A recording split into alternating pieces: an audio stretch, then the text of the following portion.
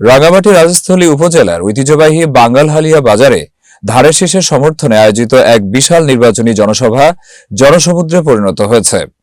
বৃহস্পতিবার 5ই ফেব্রুয়ারি বিকেলে রাজস্থলী উপজেলা বিএনপির উদ্যোগে আয়োজিত এই সমাবেশে উপচে পড়া মানুষের ভিড় লক্ষ্য করা গেছে।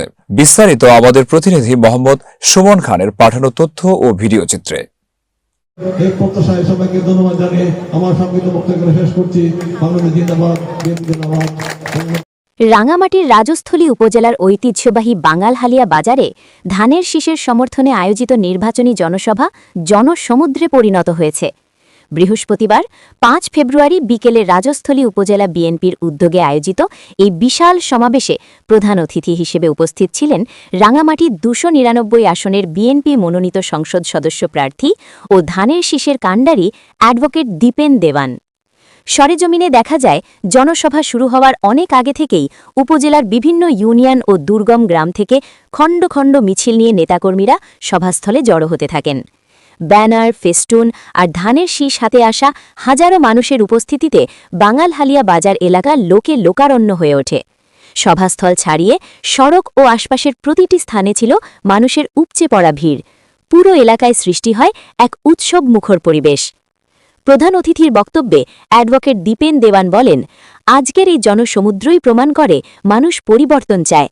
দেশের হারানো গণতন্ত্র ও ভোটাধিকার পুনরুদ্ধারের লড়াইয়ে জনগণ আজ ঐক্যবদ্ধ।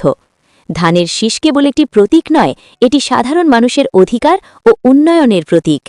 তিনি আরও বলেন, আগামী নির্বাচনে জয়ী হলে রাঙামাটি 299 আসনকে দুর্নীতিমুক্ত, মানবিক ও একটি আধুনিক উন্নয়ন সমৃদ্ধ অঞ্চল হিসেবে গড়ে তুলব। সাধারণ মানুষের সুখ দুঃখের ভাগিদার হয়ে থাকাই হবে আমার রাজনীতির মূল লক্ষ্য।